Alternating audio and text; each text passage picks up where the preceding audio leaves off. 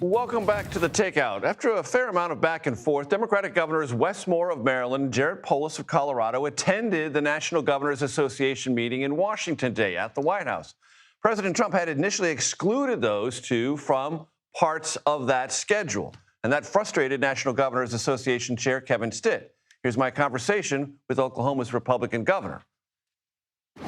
Governor, first question, your reaction to the Supreme Court's decision on tariffs, and you and the other governors on a bipartisan basis were with the president this morning, I believe, when he got word about that Supreme Court decision. How did that go down?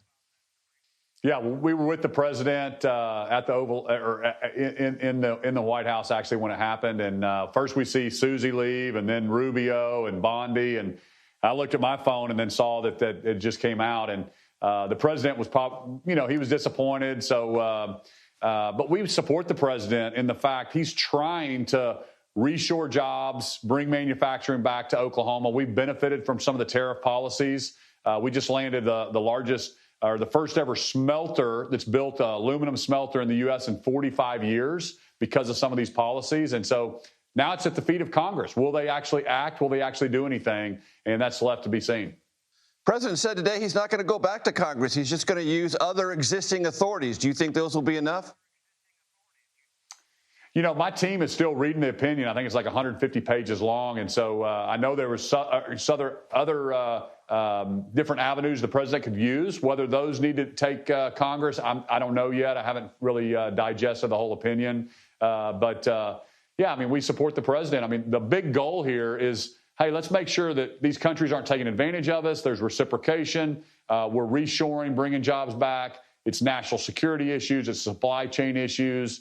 And, it was working for the most part. There's obviously complications. Even in Oklahoma, we were getting tariffs for like equipment coming in for building something in Oklahoma. And then when you bring equipment in to do that job, that was a complaint by some of the companies moving in. And so there's always a few complications. But overall, let's get jobs back in the U.S. And I think that's the big point that the president's trying to do. Real quick, how are you doing on the wildfires? You know, we're hanging in there. We burnt about 180,000 acres so far have been burned. I've got all of our forestry assets, all of our law enforcement. We've had to evacuate like 3 towns. But fortunately, not a lot of there's been 0 deaths. We haven't had very many structures burned. And so we're on top of it. But the low humidity and really high winds, we're not out of the woods. It could be really, really bad next week as well. I want to talk to you about 2 related topics. National Guard deployments in other states without their approval and a reset you called for on immigration enforcement. Walk me through both, because you have clashed with the president about this, and he's called you some nasty names as a result. Yeah, well, first off, the National Guard issue, the president can obviously federalize any troops. My only point was if the shoe's on the other foot and a Biden administration sent New York National Guard into Oklahoma, we would lose our minds, right? So all I said is, hey, let's let Illinois, fix Illinois issues. Let's let Minnesota fix Minnesota issues. Oklahoma fix Oklahoma issues. Don't pit one state against another. Don't send troops in over the protests of the governor. And I think that's common sense. Everybody agrees with me on that. On the immigration front, there's broad agreement right now that we have to have secure borders. President Trump won on that issue. It's important to the American people to know who's coming in our country. And at the same time, there's broad agreement, get the bad guys out. If you're committing crimes in the U.S. and you're here illegally, we want you out. But now what? What's the end game? I think there's also broad agreement to have immigration reform. Let's give the states the authority to match up employer with employee. We want the rights to have workforce permits in our state, right? Oklahoma's closer to agriculture than Washington, D.C. is. Maryland's closer to their issues than somebody in Washington, D.C. So we think the governor should have a seat at that table. How uncomfortable were you watching things play out as they did in Minneapolis, specifically the deaths of Renee Good and Alex Preddy? Yeah, like every American, I mean, when you saw that on TV, it was just something doesn't feel right. We don't like, no state likes federal officers in our state. So that's just common sense. We don't like to see that. We believe in states' rights.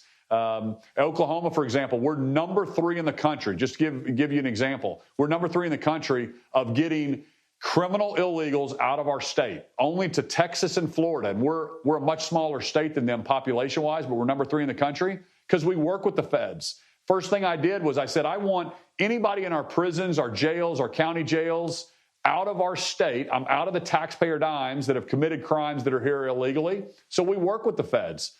So there is a problem when states are refusing to work with them. But the right answer is not, maybe the show of force. We know the temperature can be down. And I applaud President Trump because he sent Homan up and now we pulled out. He listened to the American people. And I think he said, hey, I didn't like what I saw either. And I think Trump saw that as well. He's a deal maker and he knew it was the wrong deal at that time. Governor, we've got about 30 seconds. How would you describe the atmosphere in the governor's meeting today? Because there was lots of back and forth with the White House. Wes Moore, the governor of Maryland, not invited. Jared Polis, Democrat from Colorado, not invited, then invited. Sum it up. Yeah, it ended up all well, okay? So I had a call with the president, and at first they only invited the Republicans, and I said, hey, it can't be a National Governor Association meeting if not everybody goes. We can't facilitate it from the National Governor Association. And I think the president was getting misinformation from staff because there was 2 meetings. There was the dinner, and then there was the business meeting. And the president rightfully said, hey, no, everybody's invited to the business meeting, and everybody was invited. And so it turned out well. Governor Moore was there. Governor Polis was there. All the Republican governors were there. So it really turned out well. And President Trump was charming. And he said to all the Democrat governors, I'm here to help. We're here to make America great again. I will do anything I can. All the cabinet secretaries were there. So it's really a great scene for America to see governors from both parties there at the White House talking to the president. Oklahoma Republican Governor Kevin Stitt, I appreciate the time, sir. Thank you. Thank you so much.